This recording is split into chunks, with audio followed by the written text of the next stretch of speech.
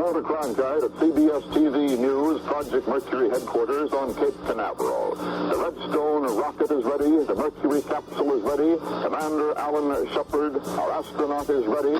The weather is good, and it is 10 minutes to launch time. The Redstone stands there with Shepard in the Mercury capsule atop it. The weather has cleared considerably after earlier problems with it, but now everything is in readiness, and it is T-9, 9 minutes before this first attempt to put a man into space by the United States is scheduled to blast off. Hello and welcome. This is Michael Annis, and you're listening to episode 25 of the Space Rocket History Podcast. And now, Mercury Redstone 3, Freedom 7, with Alan Shepard. Over 52 years ago, in the early hours of May 5, 1961, the U.S. prepared to launch its first man into space. 3 weeks earlier, the Soviet Union had launched Yuri Gagarin on an orbital mission. This was a suborbital mission planned to last only 15 minutes. For the moment, that did not matter. The entire nation held its breath while Alan Shepard became America's first man in space. The flight was really nothing more than von Braun's Project Atom, which had been dismissed in 1958 as a circus stunt. The concept had nevertheless survived to become an element of Mercury, and for the same reason that Eisenhower had turned to the same Redstone booster that launched Explorer 1. The Redstone was available, it was ready, and it could support launches of some importance well before the Atlas booster would become available. The Mercury Redstone 3 spacecraft was the 7th Mercury capsule. It was delivered to Cape Canaveral on December 9, 1960. It had originally been expected that a mission could be launched soon after the spacecraft was available, but capsule number 7 turned out to require extensive development and testing work before it was deemed safe for flight. However, as it had been earmarked since the summer as the first crewed spacecraft, the decision was taken to delay the mission until this particular capsule was ready, with a tentative launch date of March 6th. The booster, originally intended for the flight, Redstone number 3, had been delivered to the Cape in early December.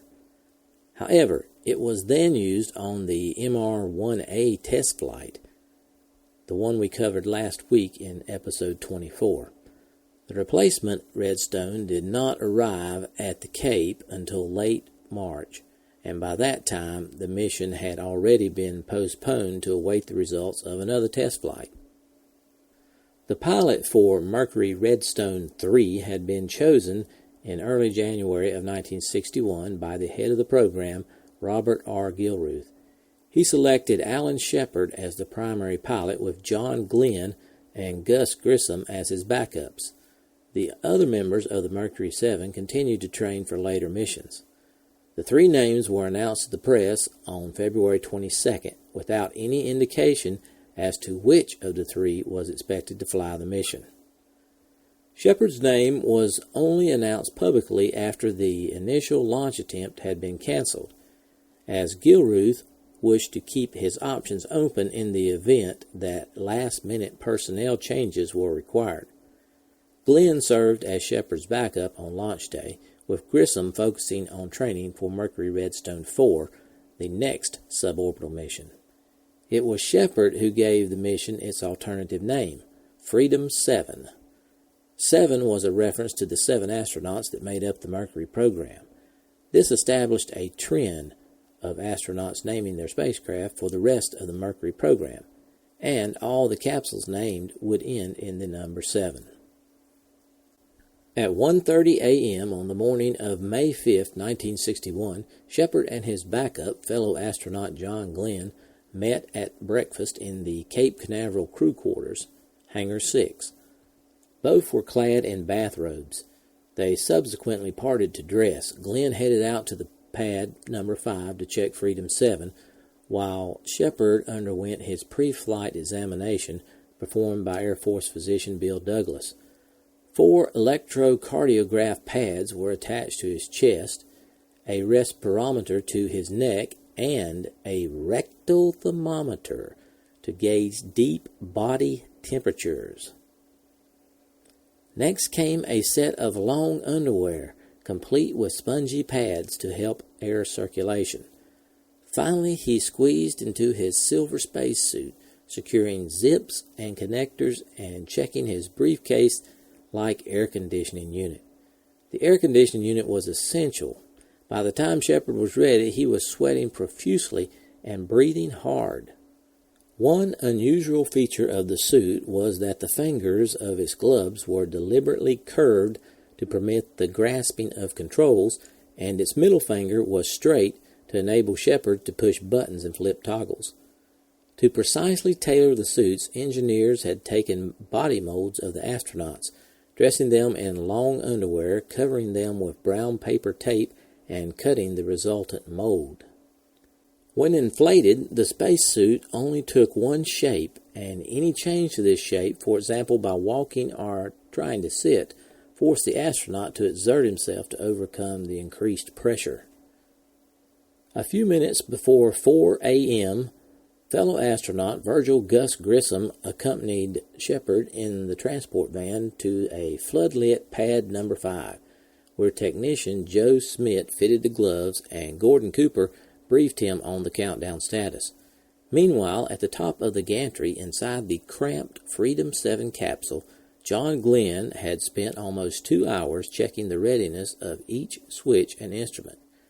At 5:15 a.m., Shepard ascended the elevator to reach a green-walled room at the 20-meter level.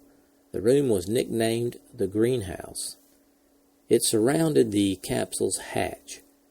After much huffing and puffing, the astronaut was inserted into his specially contoured couch.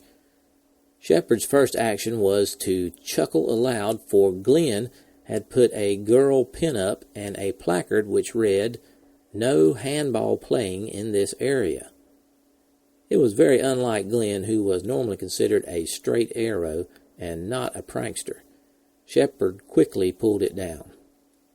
Joe Smith, who suited and booted astronauts for more than 2 decades, remembered securing Shepard with straps across his shoulders, chest, laps, knees, and even toes.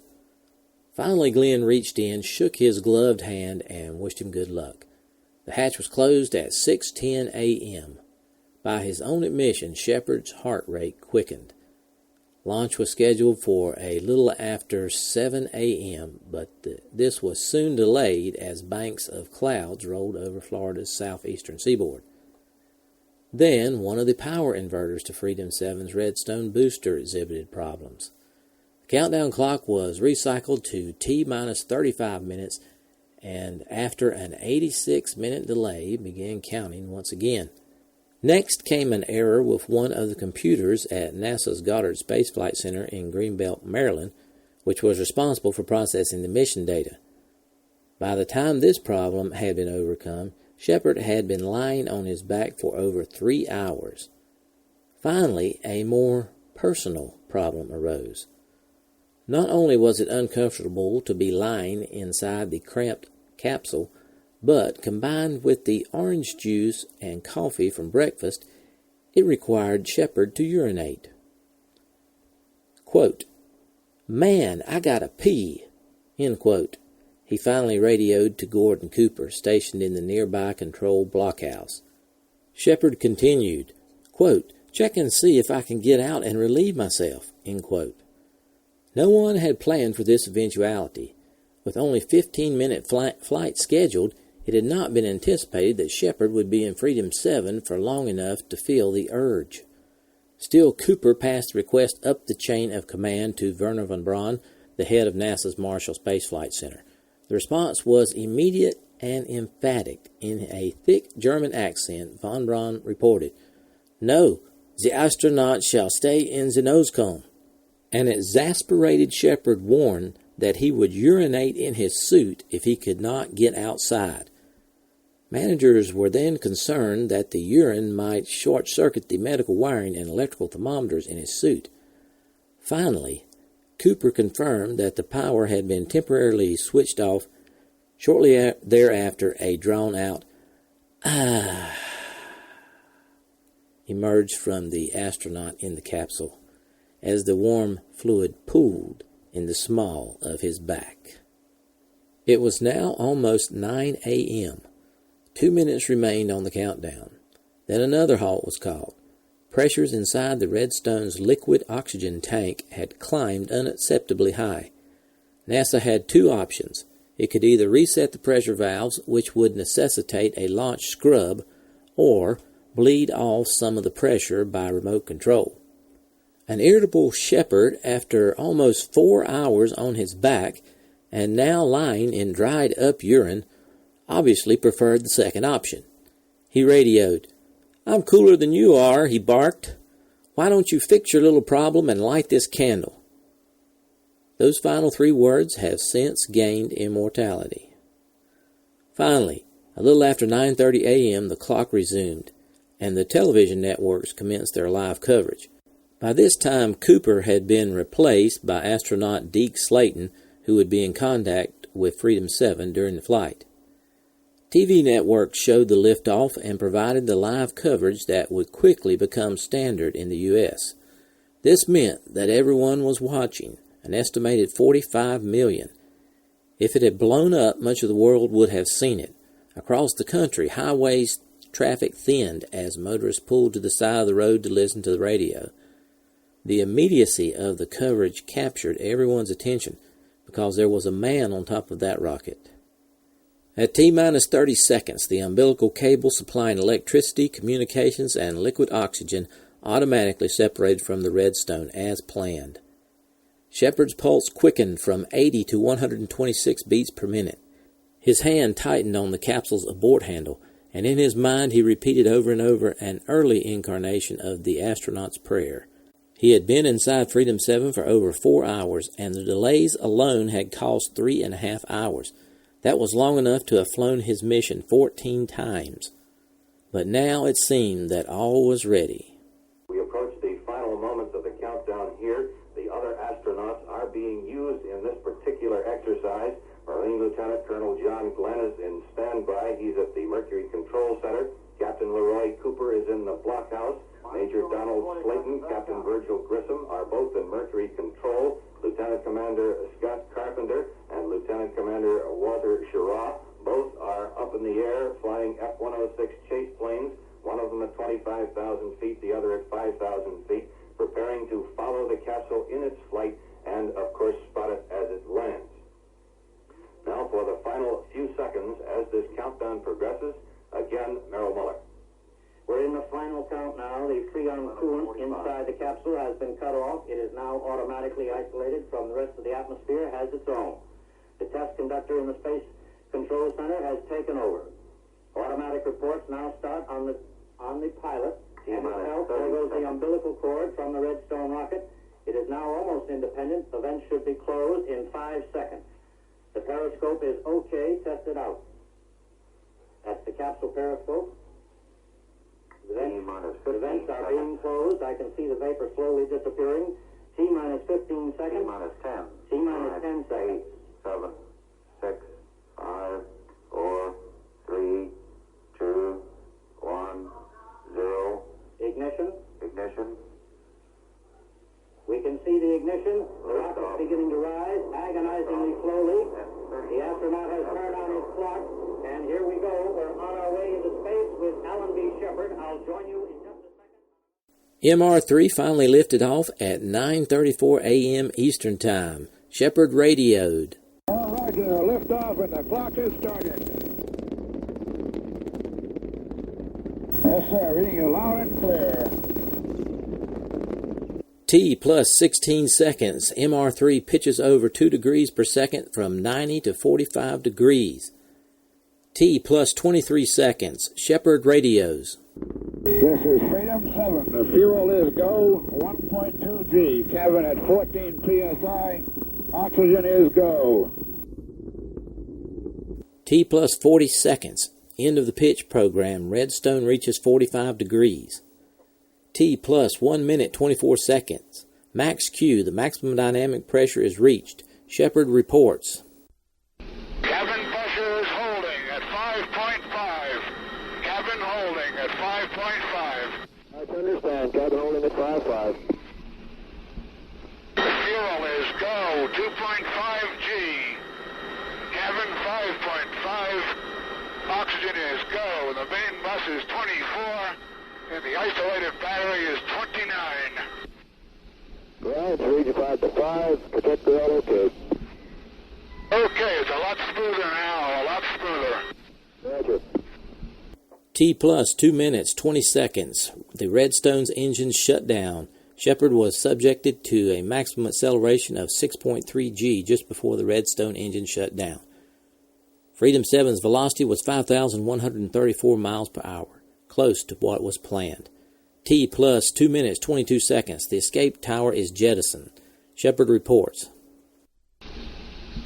Cut off, tower jettison green. Roger. From Disarm. Cap stuff is green. that's confirmed. Periscope is coming out. And the turnaround has started. Roger. T plus 2 minutes, 24 seconds. Posigrade rockets fire for 1 second, separating the capsule from the booster. T plus 2 minutes, 37 seconds. Spacecraft rotates 180 degrees to heat shield forward attitude. The nose is pitched down 34 degrees to retro fire position. Shepard reports the automatic system called ASCS is OK. T plus 3 minutes, 10 seconds. Shepard was now able to take manual control of the spacecraft and began testing whether he was able to adjust its orientation. The first thing he did was position the spacecraft to its retro attitude of 34 degrees pitch. He then tested the manual control of yaw, which is motion from left to right, and roll. When he took control of all three axes, he found that spacecraft response was about the same as that of the Mercury simulator. However, he could not hear the jets firing as he could on the ground, due to the high level of background noise. Shepard reported, Okay, switching to manual pitch. Manual pitch. This is okay. Switching to manual yaw. I understand. Manual yaw. Roger, 3 okay. Yaw is okay. Plus 3 minutes, Switching manual 14 roll. seconds. It's manual roll. Roll is okay. Okay, Plus let's 4 go minutes. the mission's secondary objective was to make observation of the ground from space.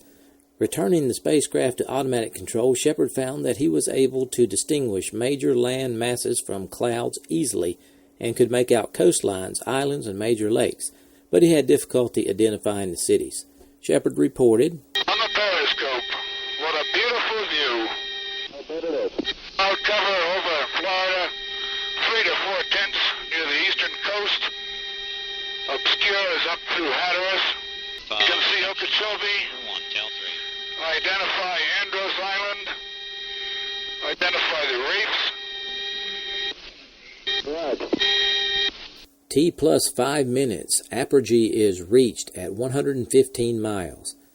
T plus 5 minutes, 14 seconds. 3 retro rockets fire for 10 seconds each. They are started at 5-second intervals. Firing overlaps. Velocity is decreased 550 feet per second. T plus 5 minutes, 45 seconds. The periscope is automatically retracted in preparation for re-entry. T plus 6 minutes, 15 seconds. A problem occurs.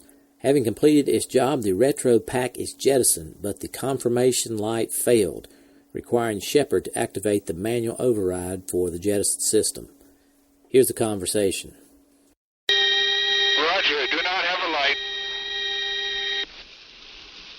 Understand you do not have a light? I do not have a light. I see the straps falling away. I heard a noise. I will use override. Okay. Override used. The light is green. Roger, valid telemetry indicating record jet. Oh, Roger. T plus 6 minutes, 20 seconds. ASCS orients spacecraft in a 34 degrees nose down pitch, 0 degrees roll, 0 degrees yaw. T plus 7 minutes 15 seconds. ASCS detects the beginning of reentry and rolls the spacecraft at 10 degrees per second to stabilize during reentry. T plus 8 minutes. Shepard reports increasing G load. 3, 6, 9. Okay, this is Freedom 7. You're still 5 by. Hold up. 3, 6, 9.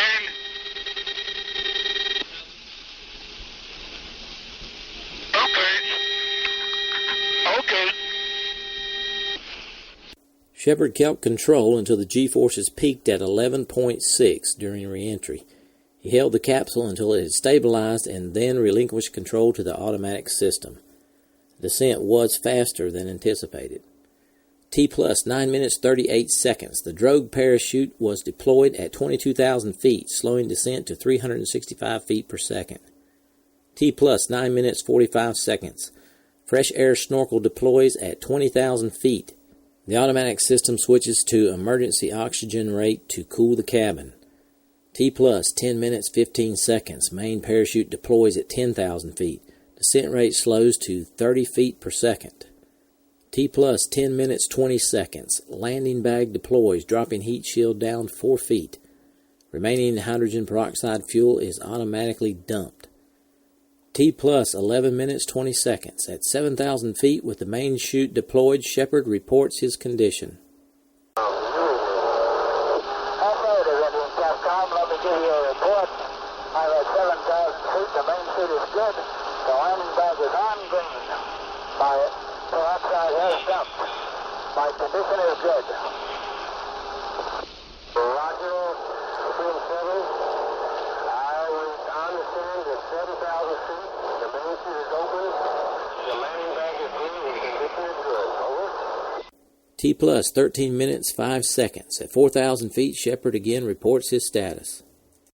This is 7. Relay back to Capcom, please. My altitude now 4,000 feet. Condition as before. The main chute is good. The landing bag has been. The peroxide has dumped. T plus 15 minutes 22 seconds. Splashdown. Freedom 7 lands in the water about 300 miles downrange from the Cape. Splashdown occurred with an impact comparable to landing a jet aircraft on an aircraft carrier.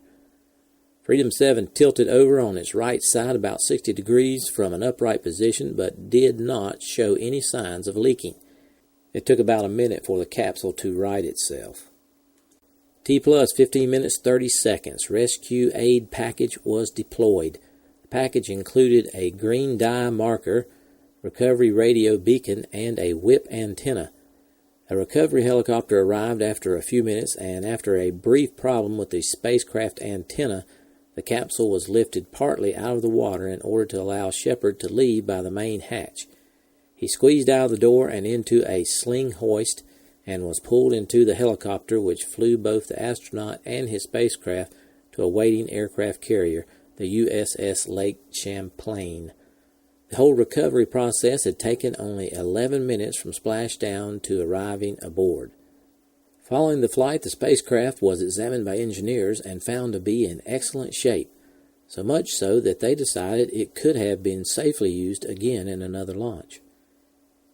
In his post-flight debriefing recorded an hour later aboard the Lake Champlain, Shepard acquiesced that his suit inlet temperature changed and may have affected one of his chest sensors, but his comfort was much improved. The urine was absorbed by his long cotton underwear and quickly evaporated in the 100% pure oxygen atmosphere of the cabin. Thankfully, the astronaut received no electric shocks, and NASA was spared the humiliation of having to report that America's first space traveler had been electrocuted by his own urine. 3 days later, Shepard was awarded NASA's Distinguished Service Medal by President Kennedy. Here's an audio clip of the ceremony. Ladies and gentlemen, I want to express on behalf of us all the great pleasure we have in welcoming Commander Shepard and Mrs. Shepard here today. I know that the other members of this team who are astronauts know that our pride in them is equal. They have been part of this effort from the beginning, and I think it does credit to him that he is associated with such a distinguished group of Americans, whom we are all glad to honor today, his companions in the flight to outer space. So I think we'll give them all a hand.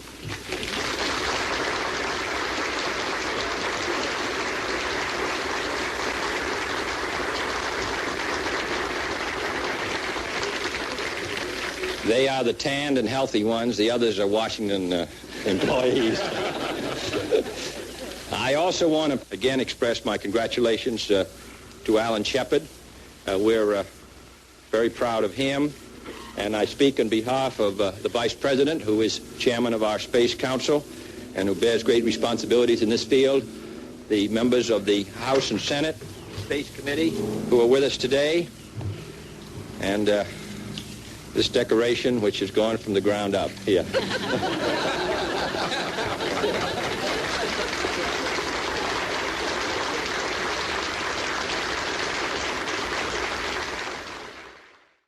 Kennedy also said, quote, "I also want to pay particular tribute to some of the people who worked on this flight. Robert Gilruth, director of the Space Task Force at Langley Field, Walter Williams, the operations director of Project Mercury, the NASA Deputy Administrator, Dr. Hugh Dryden, Lieutenant Colonel John H. Glenn, Jr., and of course James Webb, who is head of NASA. Most of these names are unfamiliar, but if this flight had not been an overwhelming success, these names would be very familiar to everyone. So I think it is very appropriate that in this success that their work should be acknowledged. And I also want to take cognizance of the fact that this flight was made out in the open, with all the possibilities of failure which would have been damaging to our country's prestige.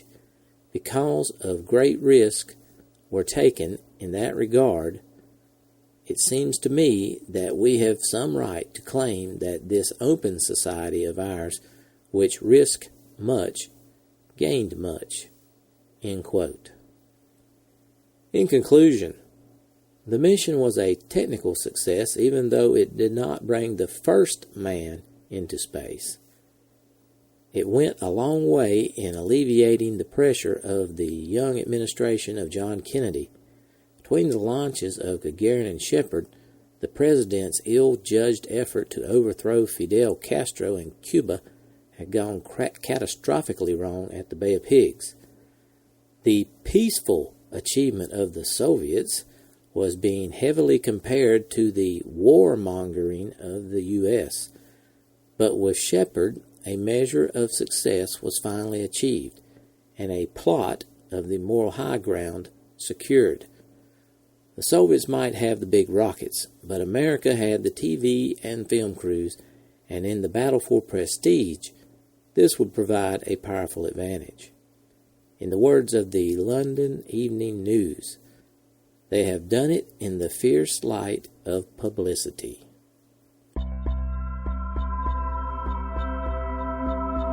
Thanks for listening to this archive episode of the Space Rocket History Podcast.